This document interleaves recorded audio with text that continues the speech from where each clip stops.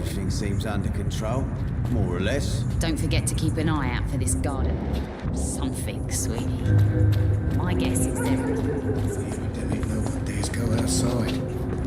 Good evening, Mr. Delaney. What? Oh, you're that doctor.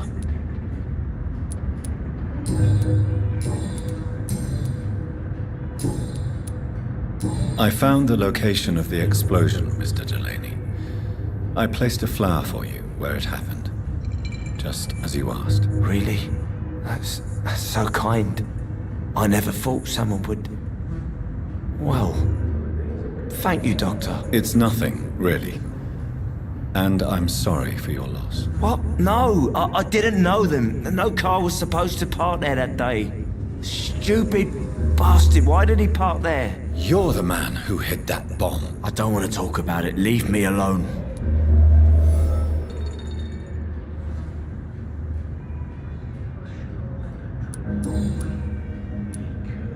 I want you to remember the bomb, Dyson. Tell me about it. No, I don't want to remember it. Why use a bomb? What were you trying to destroy? The Dawson & Dawson ammunitions factory. A symbol of violence against the people. My group wanted to destroy it to send a message. The victims. They were not the target then. I spent so much time figuring out the perfect moment. I used a short fuse. No car had ever parked there. They all died.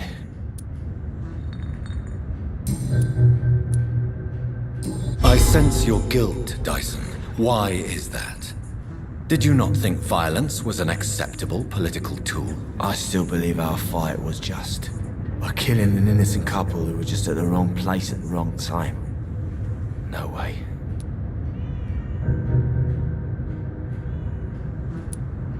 That bomb also killed you that day, don't you see? You just die a slower death, drink by drink. I know. Maybe I deserve judgment. Until that day, I'll just be Dyson the drunk, not Dyson the murderer.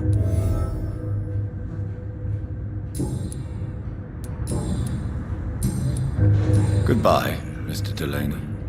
He cursed or not, he's just another lost orphan.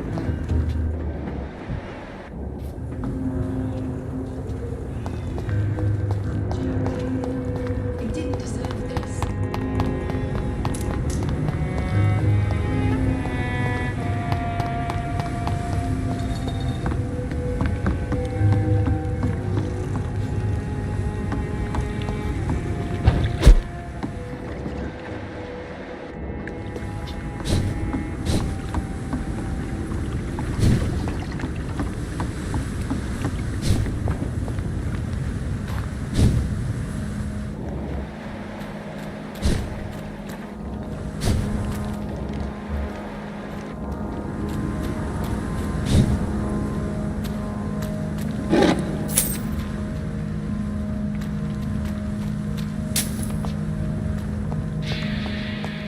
Steady, boy!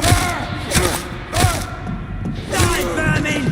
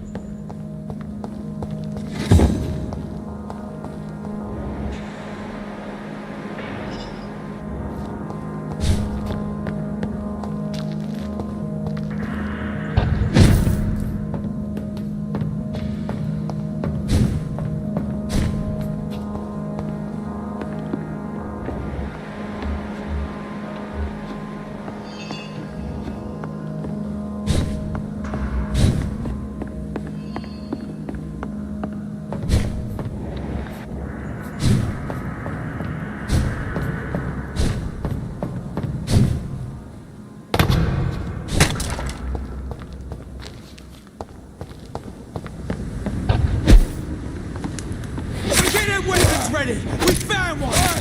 Oh, Christ!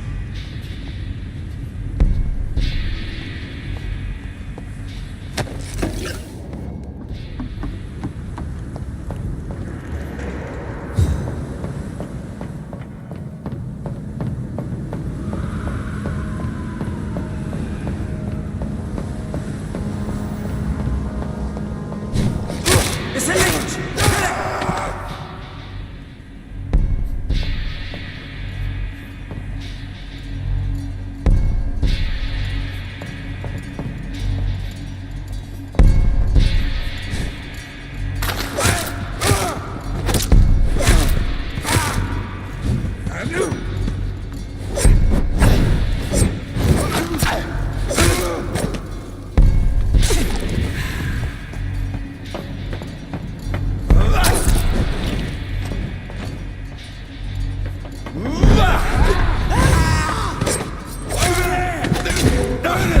That's what you do with leech.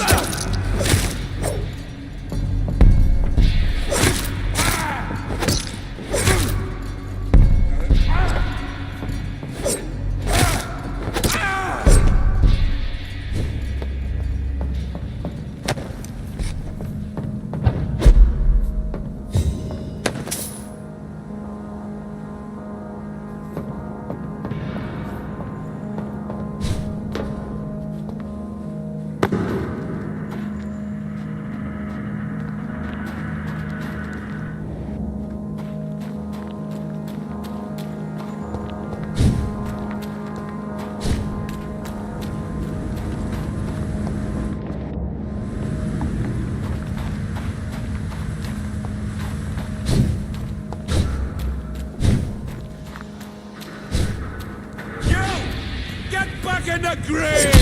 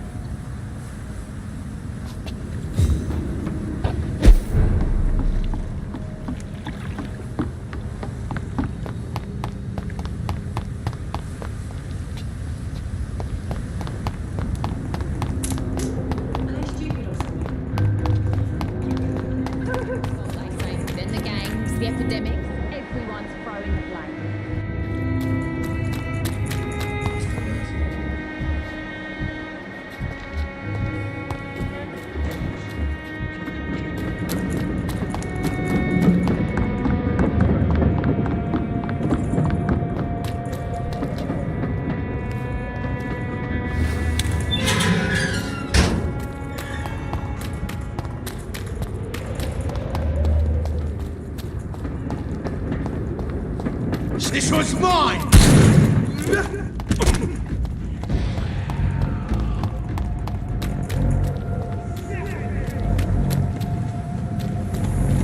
Die, vermin! Right.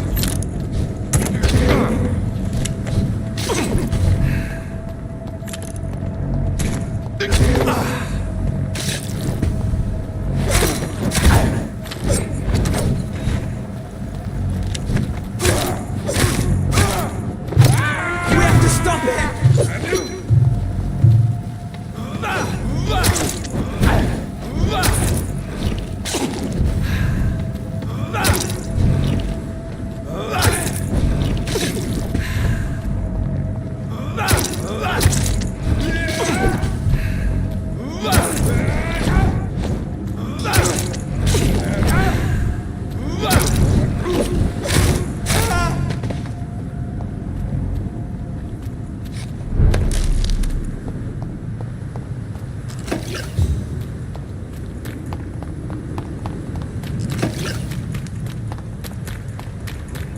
He's mine! I'll take it!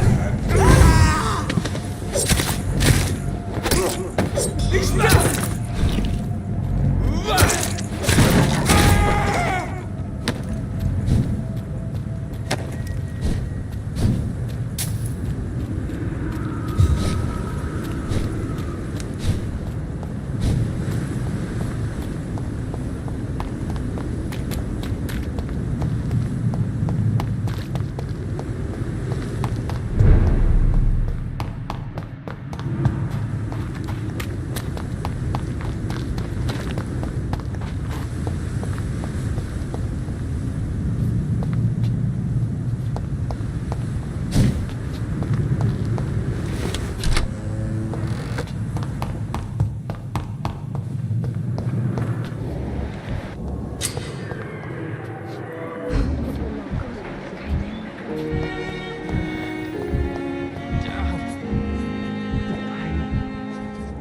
It's here again.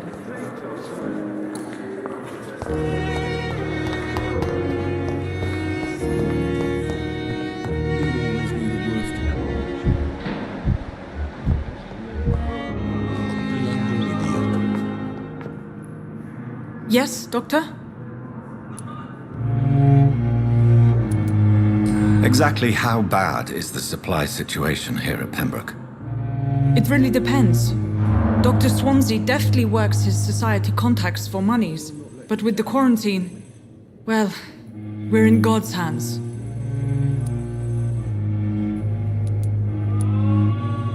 Why then do you always work the nights?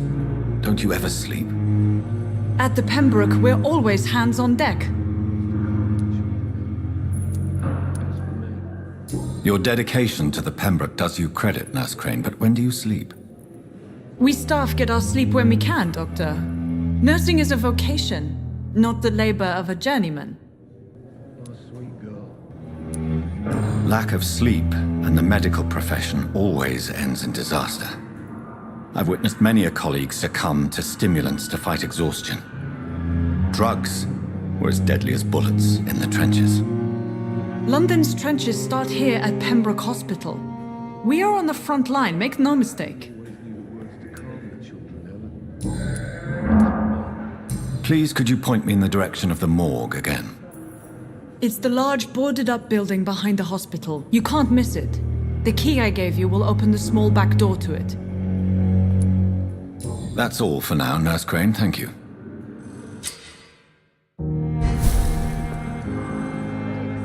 Dr. Reed, may I help you? What can you tell me about the epidemic, Nurse Crane? I've been out of touch since I've come back to England. Everyday folk don't know how bad it is. The papers certainly won't tell them. Not as long as the war is raging on, anyway. News on the front stated that the Spanish flu was under control, at least in Britain. It seemed to be for a while, but that was only last summer. It returned with a vengeance just over a month ago.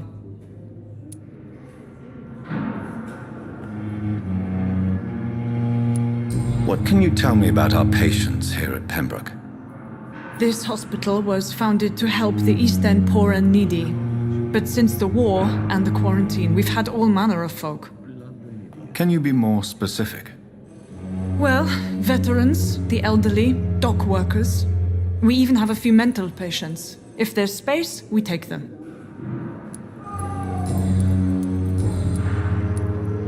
For how long have you been working here, Nurse Crane? I first volunteered at the Pembroke in 1911, a few months after Dr. Swansea was appointed. And before you arrived here? If you must know, this was my first job.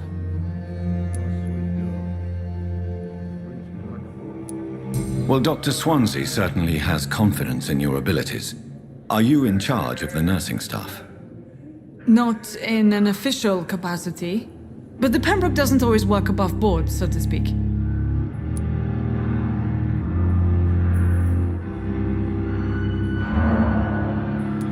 What about medical protocols? Dr. Reed, we don't have the money and resources here at the Pembroke like they do in the West End. We do what we can.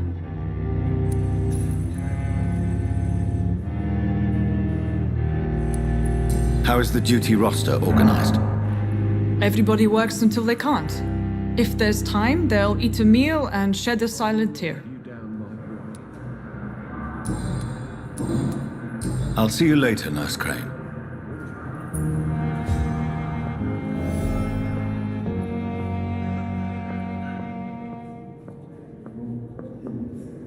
This hospital seems to be... My sweet girl. But in the Reads me like a book. circumstances- Never could keep anything from her.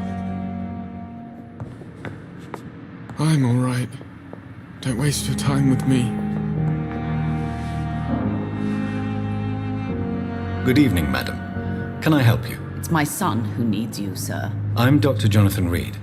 How can I help your son? I'm Beatrice Goswick, mother of Mortimer Goswick. Could you check on him, please, Dr. Reed? I've heard much of your talents as a physician.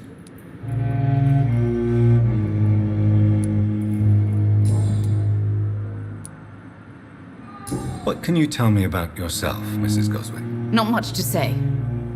Just take care of my Mortimer and I'll cover all the expenses. That's all that matters. Are you really that rich? Most of the patients here are of a more humble origin, if I may say so. Yes, thanks to my husband. May he rest in peace. I can cover any needed medical expenses. May I ask if you have an occupation, Mrs. Goswick? I'm a teacher by profession. I teach young women who are more ambitious about their futures than their families. What do you think of your reception here? Any complaints? I have had the uttermost reservations about this hospital since we arrived. But we had no other choice, considering the state of emergency. Is there something in particular that's bothering you? Some of the staff were not especially welcoming. I suspect they're not accustomed to dealing with patients of such social standing. Tell me more about your arrival at the Pembroke Hospital. What gave you such a bad first impression? The ambulance driver was quite rude, for a start. And that nurse, Miss Hawkins, seems to have quite a dubious attitude. What do you mean? She managed to secure a bed for my son despite the epidemic. It was a relief, but it wasn't cheap. She charged you for a bed? Yes, and I paid without question, considering the urgency of the situation. I share your concern, Mrs. Goswick. Be sure that I'll talk to the people involved. I don't expect compensation, Dr. Reed. But I'm aware such behavior would not be tolerated in other hospitals.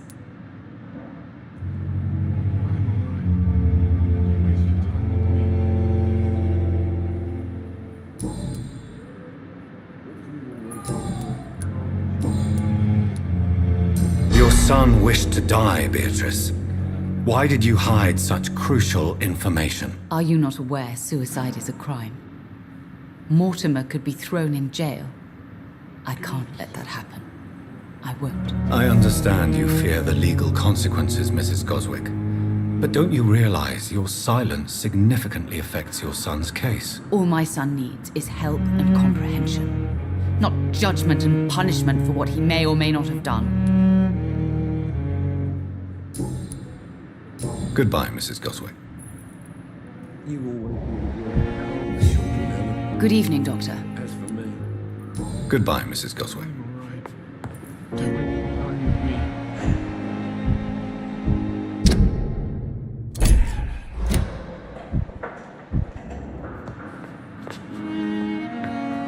Good evening. I'm Dr. Reed. Can I help at all? No, Really? Why are you here then? I don't want to talk. My throat hurts too much. I suppose that this pain is the reason you're here. Is someone taking care of you? Yes. And no. Could you at least tell me your name, sir? Mortimer. Mortimer Goswick.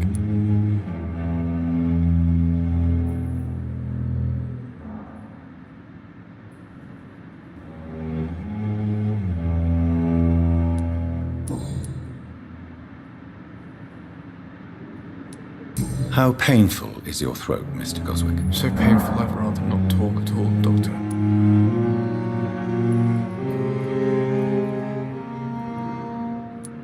I'm sure you realize a doctor and his patient have to communicate, sir. Would it help if I gave you some paper and a pen? Not really. I see.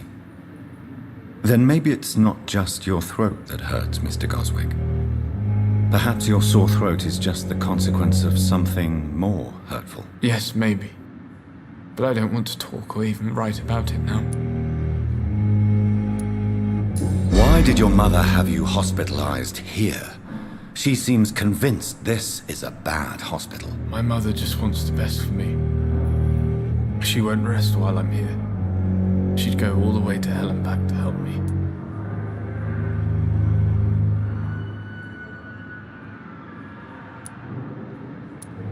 Pembroke Hospital may look unorthodox, but rest assured you're in good hands here. It's not me you have to convince, Dr. Reed.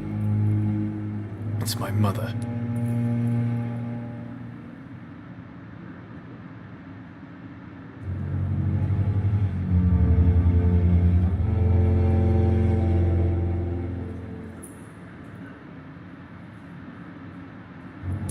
Is your mother bothering you? As your doctor, I can ask her to leave you alone if you would prefer. That's tempting, Doctor. But you have no idea what my mother is capable of. She would tie herself to my bed if you asked her to leave.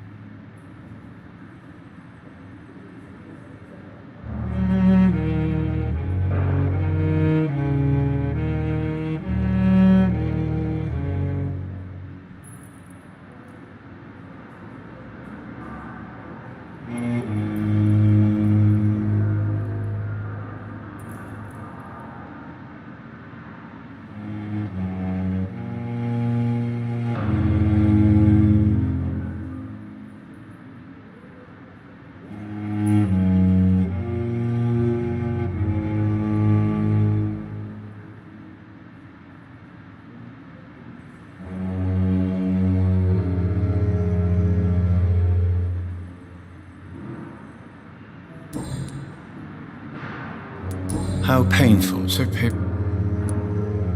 I'll let you get some rest then. Good evening, sir. Doctor.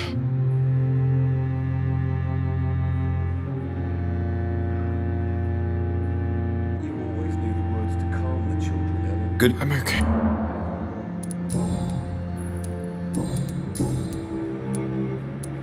Tell me about yourself, Mr. Goswick. I don't want to talk, Doctor.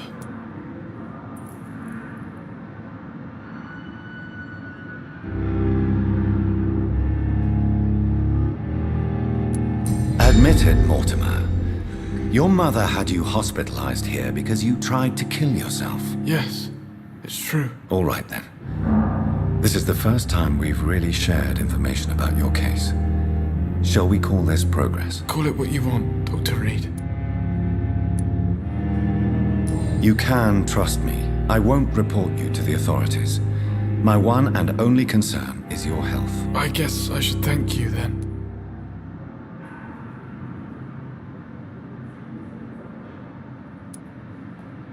Can I help you in any way, Mr. Goswick? I wrote a letter for my mother. She was supposed to read it after after my death. But I suppose she doesn't have to read it now. I see. And is this letter still near the place where you tried to take your own life? Yes. And I don't want anyone reading my last words. I mean, I'm still here. If you bring me back that letter, then perhaps we'll talk.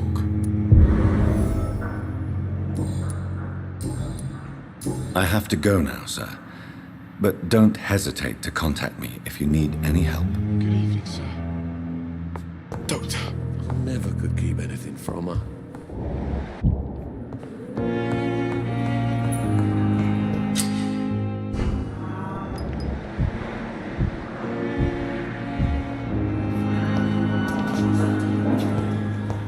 You always knew the worst.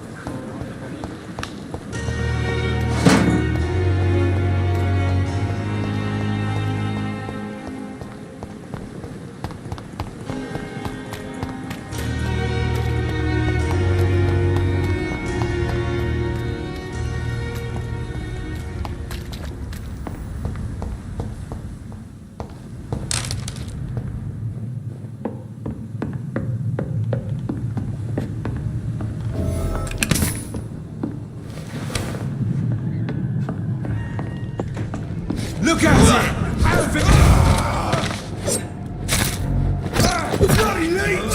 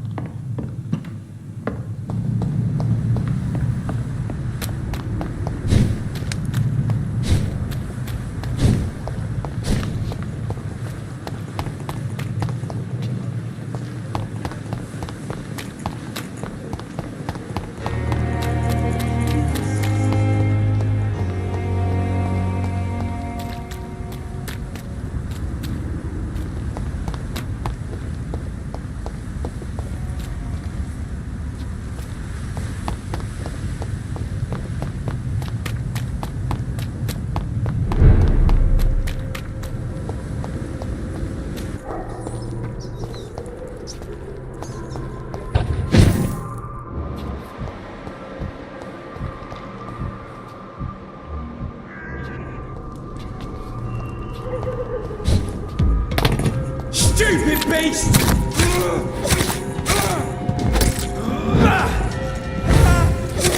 Oh, Christ!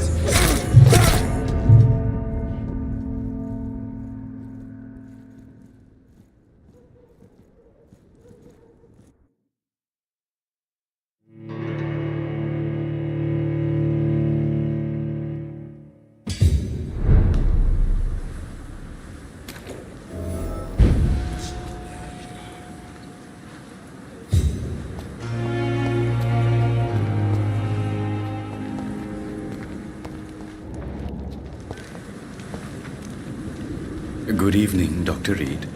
Such a pleasure to see you again.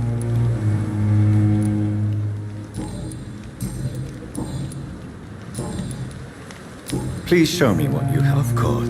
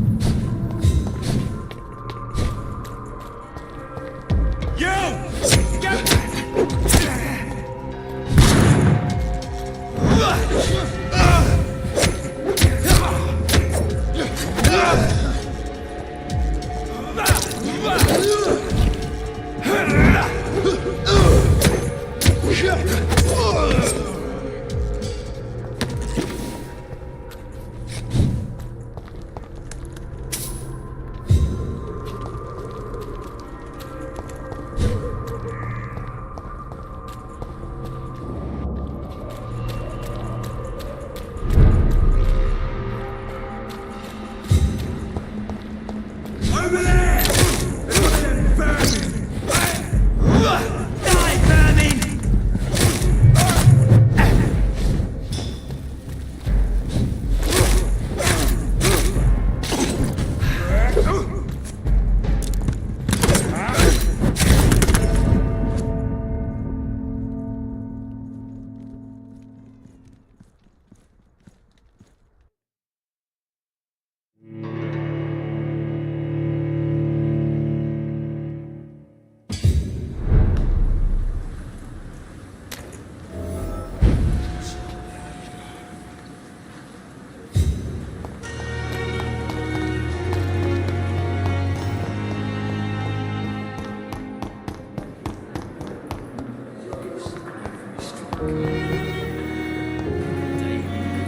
Good evening, Miss Howcroft. I need blood, Doctor.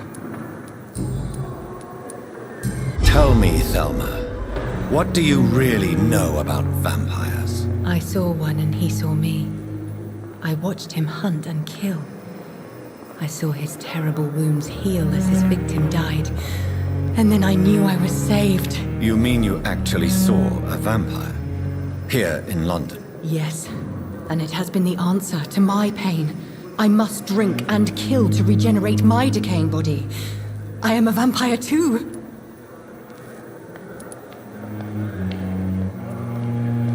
You are no vampire. You are a delusional woman, convinced she is something she is not. How convenient to call delusional anyone who does not share your precious rationale, Dr. Reed.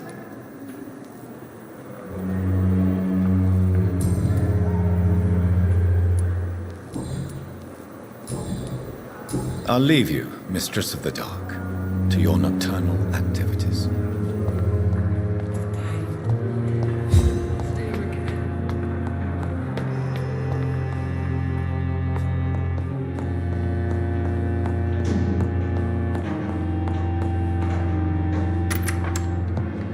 Please, Jonathan, come in. Fascinating, is it not? In the last decade, so many mysteries have been brought to light with our microscopes. The human body, biology's penultimate frontier. The more we explore its boundaries, the less we're able to trace a clear line between life and death. You, my friend, have a foot in both countries. The view must be vertiginous. It's at least as vertiginous as chatting about vampires with you, I would say. This must be all so new to you. This area of town, the hospital, a brand new life. How stimulating it must be. I wish I could share your enthusiasm, Dr. Swansea, but my condition defies scientific categorization. Undead? Unalive? Immortality defies logic. I cannot express my thrill at this serendipitous turn of events. The world's most eminent specialist in blood transfusions, a vampire. One might say a gift from heaven.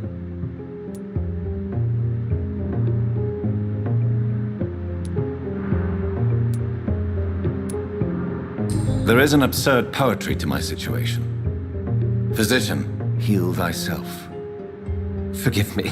I've been an admirer of your work for a long time, and now you are so much more than a brilliant physician. And please, call me Edgar.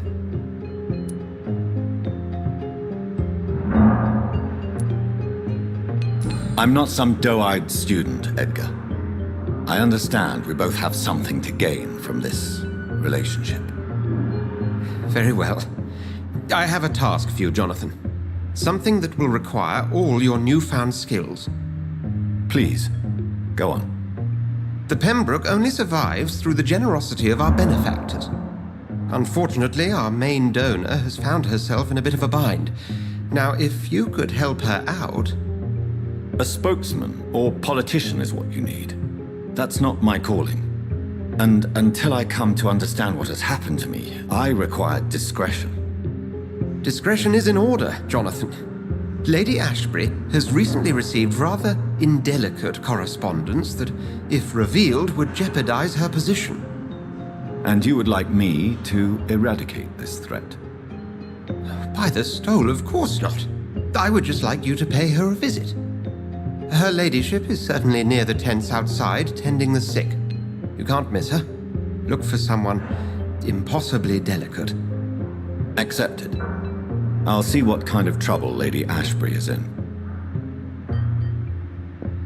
Do you need something? I have just a few questions. Then ask away. I'm at your service, Doctor. You mentioned something about a secret society. A brotherhood, if I recall. Could you elaborate? Certainly. I've been a member of the Brotherhood of St. Paul's Stole for several years. We are pledged to monitor and report vampire activity in England as impartial scientific observers.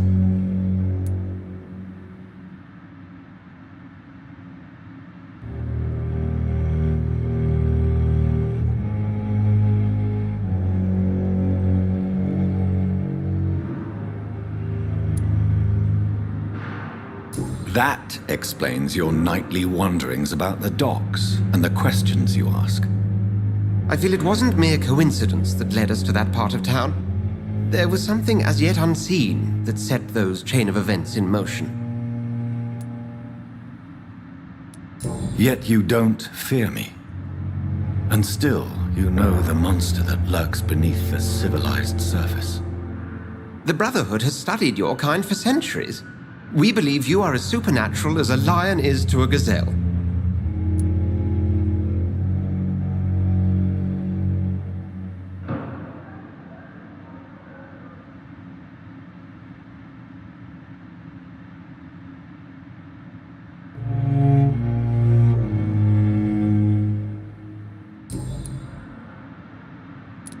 Since I'm the one working for you, what should I know about Pembroke Hospital?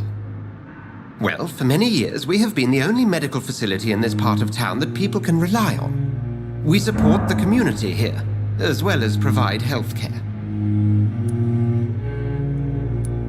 Where do we stand today? Oh, to be honest, we cope on a day-to-day basis. The first wave of the Spanish flu last summer took us by surprise. We lack many of the basic necessities needed.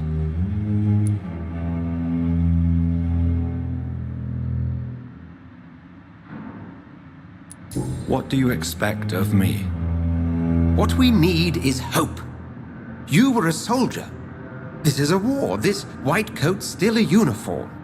We fight to help the poor, the sick of the East End, the forgotten. The man we pursued and slew in the canning factory, William Bishop, I believe, was he a vampire? He was a Skald, technically speaking. The debate rages as to their classification. Some think them a subspecies of vampire, others something else. How do Skalds come into existence? The name means slave. The etymology may indicate that they are a lesser species of vampire. From what I know, vampires tend to despise them. Just for clarity, what differences are there between myself and a Skald? A Skald is easier to eliminate, Jonathan, even if they remain formidable foes for the unprepared. Vampires exist beyond the mortal realm. Since you seem quite the expert on vampires, what could you tell me about my condition and how it came about? As men of science, our first step is always to start with what we know. Forget the myths, the hackneyed scrawlings, and the penny dreadfuls. They do not scratch the surface of the truth you now find yourself in.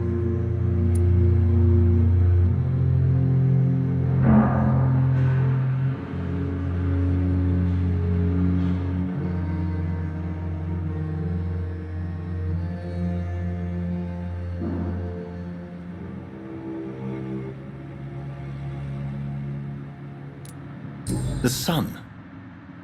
The morning following my transformation. Its rays burned me.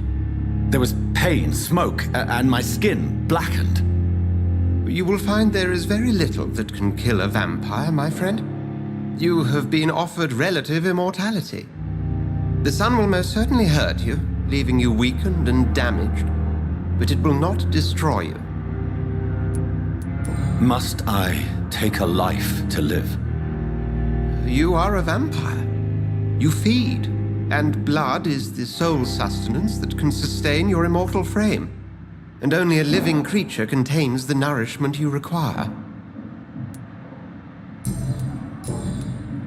We'll see each other again soon, Edgar.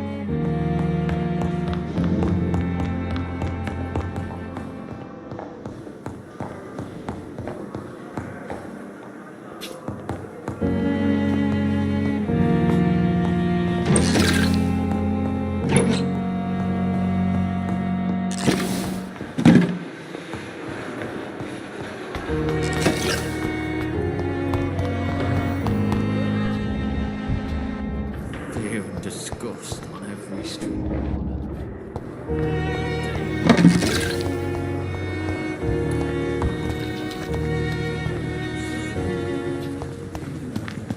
I met him Less resignation and more determination. I know I can count on you.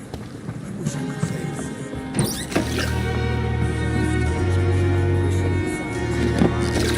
When I get back,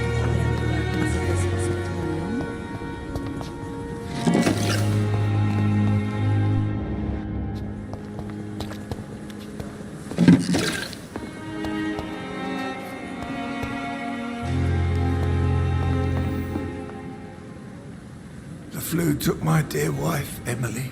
I take comfort knowing we'll soon be together again. Mr. Rainfield, that's no way to talk. You're in good hands here, and we'll be up again soon enough.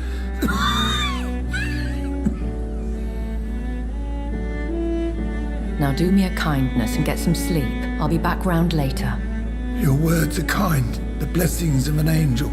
You're the sweet, sweet Lady of Mercy.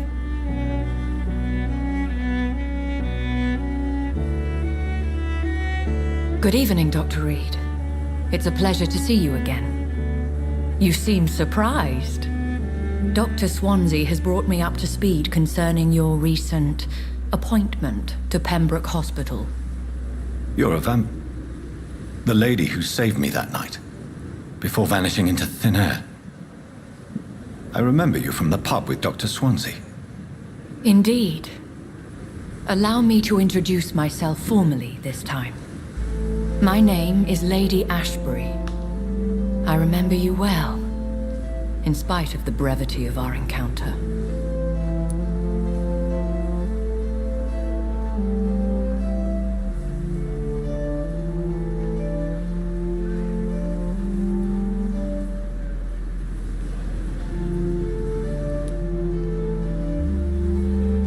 Apologies.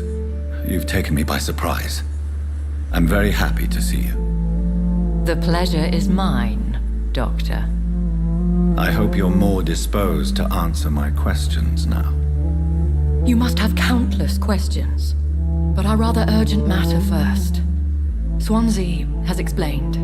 My cover, if you prefer, has been compromised.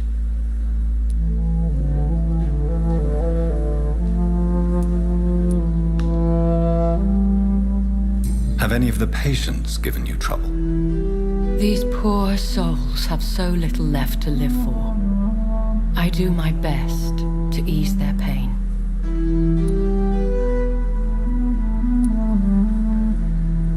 The world would be a better place if it were cared for by women like you. You make me blush. I am simply a necessary evil.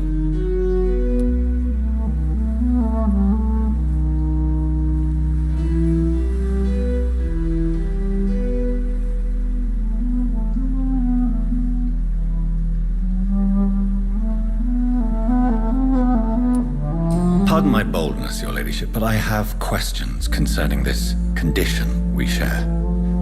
As a newborn, your hunger for answers is rivaled only by your thirst for blood. But the questions need wait.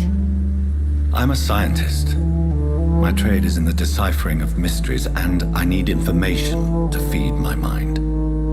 I will gladly answer every question you have, but first, prove yourself capable of resolving my predicament without eating the culprit.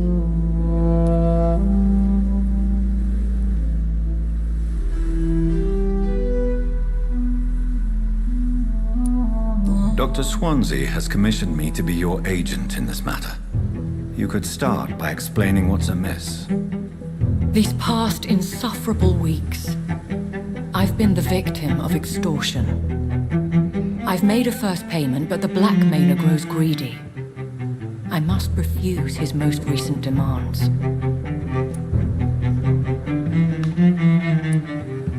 What are your expectations? Please be precise. As the newly appointed surgeon of this hospital, you are in an excellent position to ask innocent questions and deftly learn the identity of my blackmailer.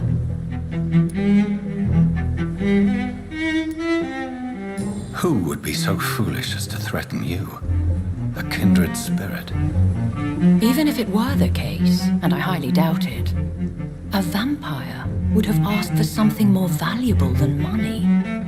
My suspicions lean toward a patient or their family.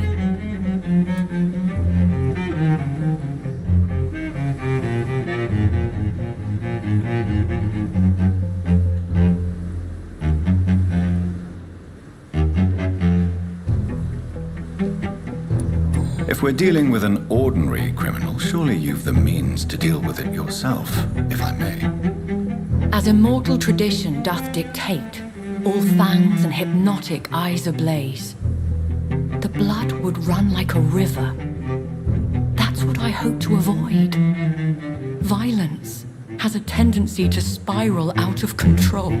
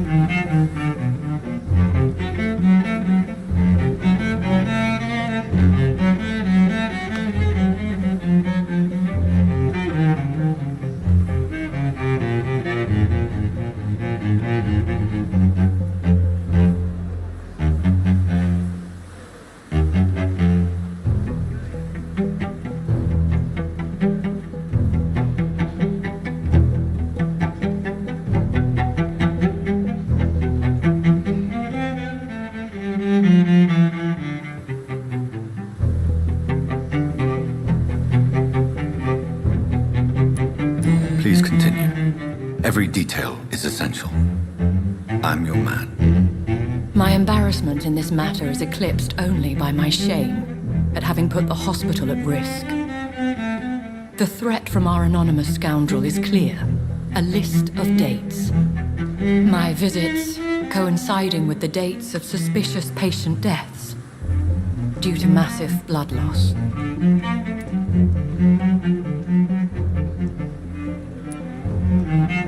I'll take care of it. Do you know where I should start? If that was the case, I'd settle the matter myself. You could talk to our local gossip, Harriet Jones. Not a pin drops here without her hearing about it. I'll meet that woman now. My life, as others know, is in your hands, Dr. Reed. I'm sure of your discretion, but I do fear your powers of persuasion will be put to the test. When this is resolved, I'll be your obligé. I'll answer all questions in regards of your condition.